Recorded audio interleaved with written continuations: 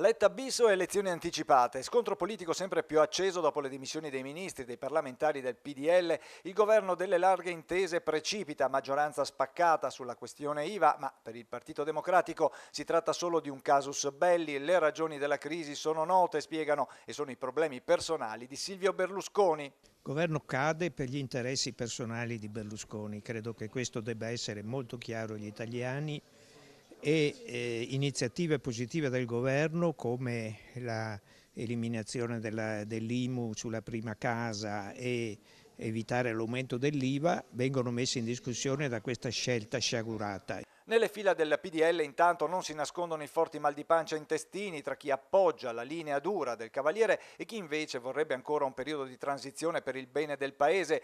La crisi comunque sarebbe arrivata prima o poi, dicono, quindi andiamo al voto, ma prima approviamo una nuova legge elettorale.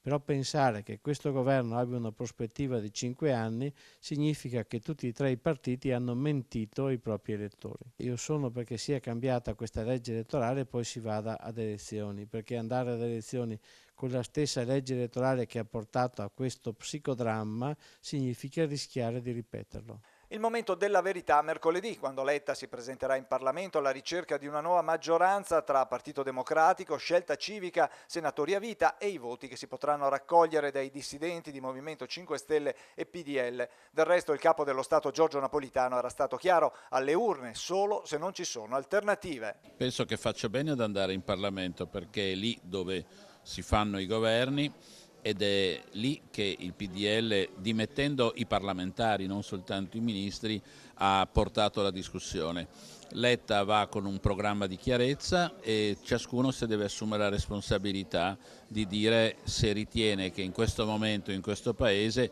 ci sia bisogno di governabilità oppure se si può aprire una crisi che sostanzialmente è al buio, perché le conseguenze sul piano economico sarebbero drammatiche. Inoltre aggiungo che tutti quelli che dicono corriamo al voto, dimenticano che questa legge elettorale non va bene e bisogna prima cambiarla.